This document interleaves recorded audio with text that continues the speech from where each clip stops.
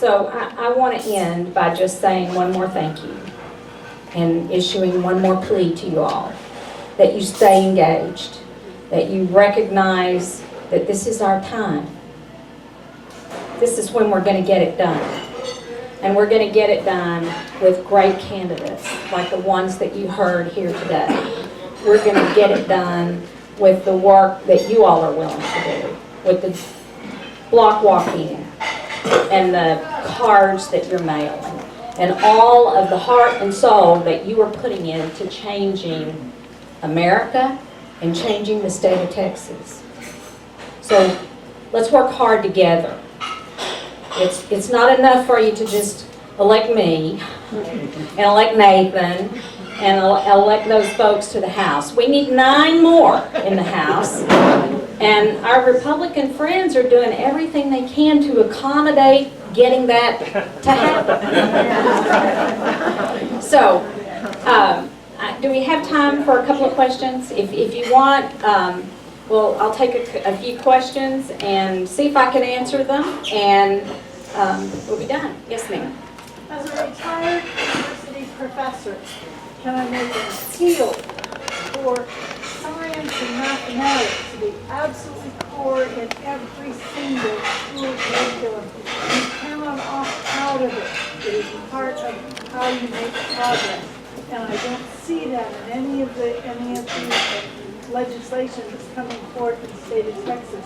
And it used to be, when Texas Instruments was very powerful here, STEM was everywhere.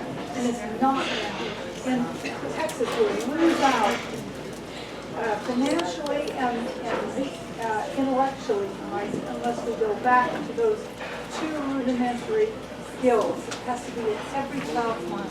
And for those of you who didn't hear, the plea was to make sure that our legislature addresses STEM training at the college level.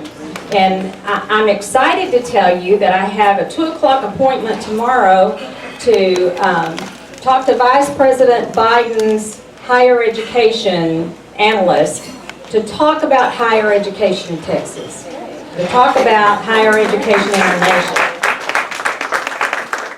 And I'm pleased to get to do that, because you're exactly right. And it's important to note, I think, that sometimes there's a trailing mechanism going on there. Right now in public schools, we are really focused on STEM training for our kids. We are seeing science, technology, engineering, and math programs popping up in every school. And I believe that the colleges and universities will quickly follow that. And I will also say that there's so much focus on career, military, college readiness, that we are starting to train high school students to be prepared for careers, college, or military, and it is all about STEM. Yes, ma'am. Talk to us about what we can do about redistricting. Elect Democrats to the Texas House. That's exactly right. We've got to elect Democrats to the Texas House, because it will make the greatest difference as we start to do those redistricting maps. We're talking about it in our office every day. So I would challenge you to email your House members, email your senators, that if you're not lucky enough to be in my Senate district where I'm taking care of you. Make sure that they understand what you believe to be important about that. I'm optimistic. I'm optimistic about it, and I'll tell you why. I've said it before, I'll say it again, elections matter. And it was clear to me that our leadership heard the message loud and clear. That's how we got $11.6 billion into public schools and tax reform. And we will finally stop the ugly social legislation when we elect more Democrats. And it's important for you all to know that as much change as we saw in this session We still had a lot of ugly social legislation. We still had a transgender bathroom bill. It was just chopped up into 4 separate bills and sort of slipped in late in the game. We still saw the same ugly discriminatory bills with regard to employment law. And so we have to stay vigilant. And it's important for you all to know that I had a huge staff in Austin. And they were watching every single solitary bill that was coming to the floor.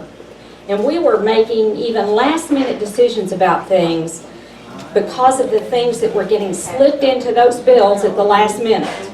We'd have one form of it on our desk, and by the time it got to the floor, it would look totally different. So there's a lot of that goes on.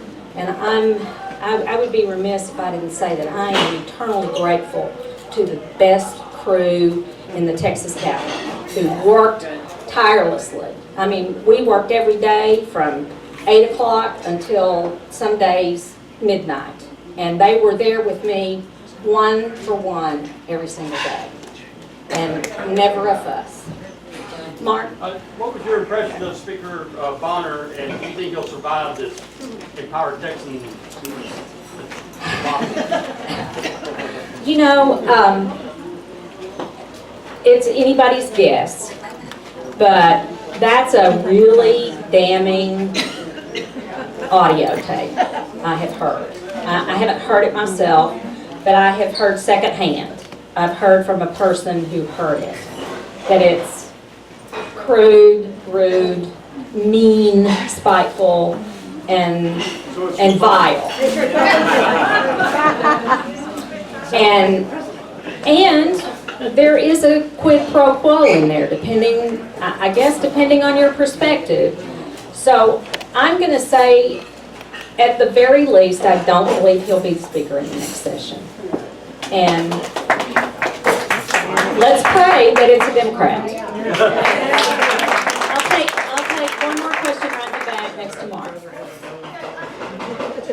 Concerned about the lack of diversity in the task force about violence that's going to be on the 20th.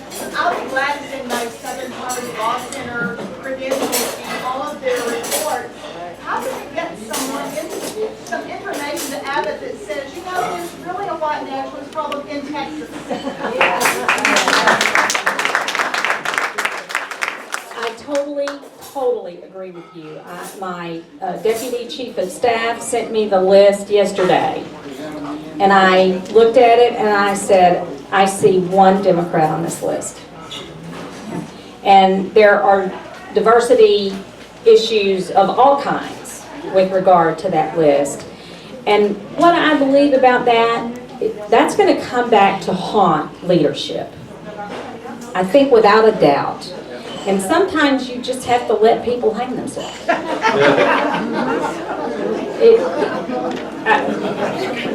There's what you can do. There's what problem you can solve. And you learn pretty quickly when you get to Austin that you can't solve everything.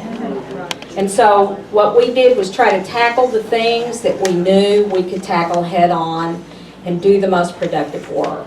But if you will send us your credentials, we'll fire those on up to the governor's office and see if we can't make a little difference there.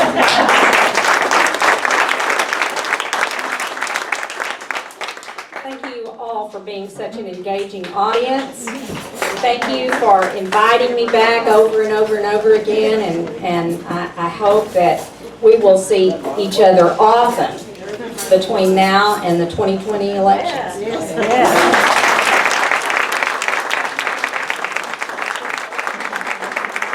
Thank you so much to Senator Beverly Powell. All right, just as a closing remarks, I just want to remind you again about August 25th, Texas 24 Forum. We will have a meeting September 19th, so take a look for the Facebook event. And please buy your tickets for the fundraiser. We want all of you to come out to see Wendy Davis and have a blast. We're going to have a silent auction. It's going to be a ton of fun. You don't want to miss out. Thank you guys so much for coming.